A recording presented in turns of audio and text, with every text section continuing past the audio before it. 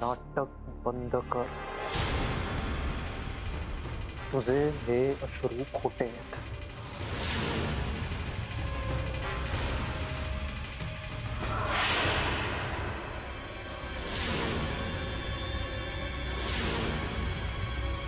हो, मला असंच वाटतं, कारण असंच आहे. या घरातल्या कोणाही बद्दल तुला काही वाटत नाही.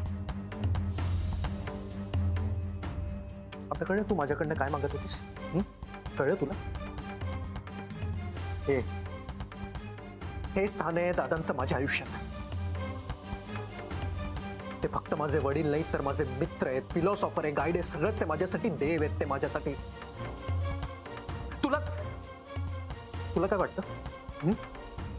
तू त्यांना गुन्हेगार ठरवत जाशील आणि मी मान्य करत जाईल, तर असं कधीच होणार नाही, लक्षात ठेव.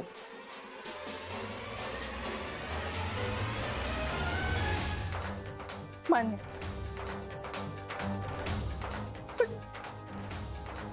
अजितसमोर मुद्दाम ते फोटो दाखवून मुद्दाम नाही केलंय मी किती हर्ट झालोय हे तुला दाखवून द्यायचं होतं. अस्मिता, सगळं कळतंय ना तुला? सगळं कळतंय ना?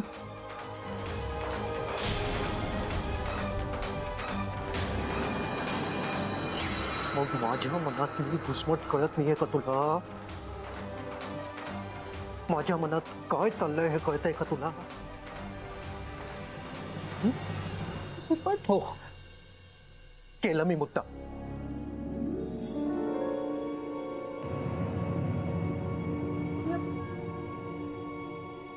अजिंना काही कळू नये म्हणून सगळं करतोय आणि तू त्यांच्या समोरच. एक मिनिट. तू आपल्या परीने अर्थ लावत जाशील आणि मी मान्य करत जाईन, तर असं होणार नाही.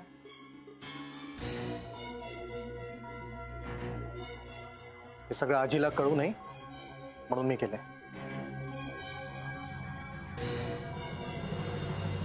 म्हणजे सकाळी आजी गेल्यानंतर आपलं जे काही बोलणं झालं ना, ते आजीनी ऐकलंय. अभि, मला काय हवंय ते तुला माहितीये. आणि तुला जे हवंय ते मी देऊ शकत नाही हे तुलाही माहिती.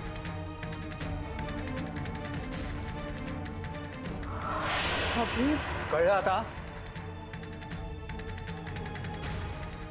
आता कळलं तुला? अशी एक वस्तू हवी होती जी मी तुला देऊ शकत नाही, पण तरी देतोय हे आजीला पटायला हवं, आणि म्हणून हे फोटो दिले. आजीची समजूत पटली होती, पण तू रडत आत आलीस ना, त्यामुळे आजीला संशय आलाय.